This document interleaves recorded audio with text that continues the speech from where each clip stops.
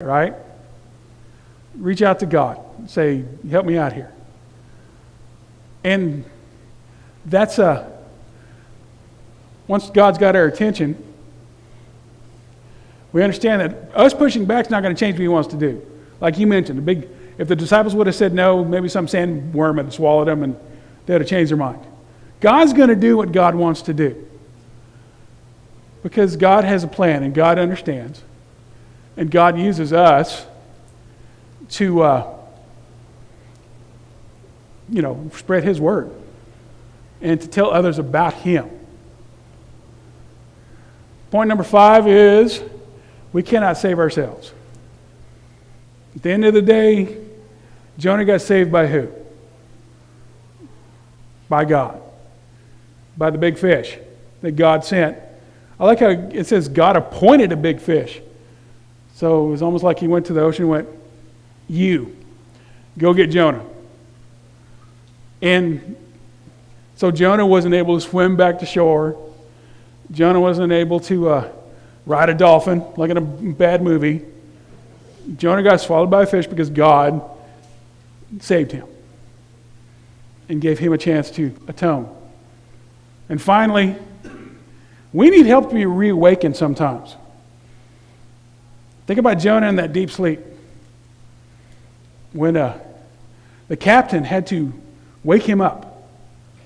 The boat's falling apart around them, and Jonah is just dead asleep. And had to be reawakened.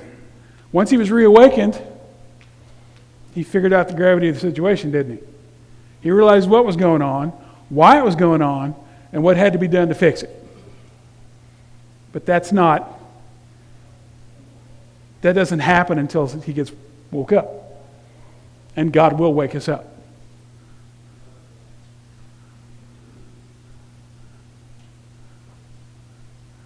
That's pretty much all I have. Any questions? Ma'am? I think about the men or the people on the boat that were affected constantly because of Jonah's pushback to God. And it's funny how God even made that work.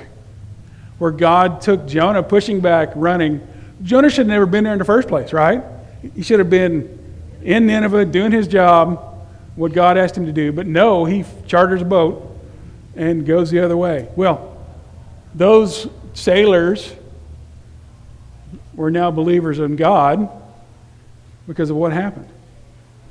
Again, unintended consequences of listening to God.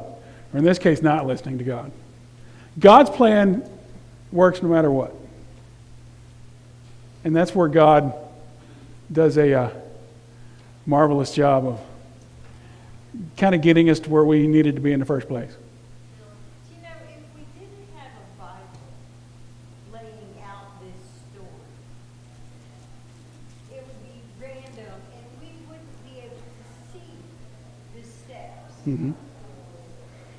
In today's life,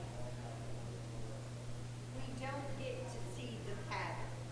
Go here, go here. It's not rolling dice and you may move spots. Yeah. You understand the course of what you're doing and how it will affect all these other people. Innocently, directly, indirectly. But everything we do will affect someone's life. Good, bad, or Right. Either good or bad. Yeah, it's going to happen. The influence will happen regardless. All right, I think our chariot's about to turn into a pumpkin. So, any other questions, comments, qualms, quibbles, quotations, queries? Well, thank you all very much.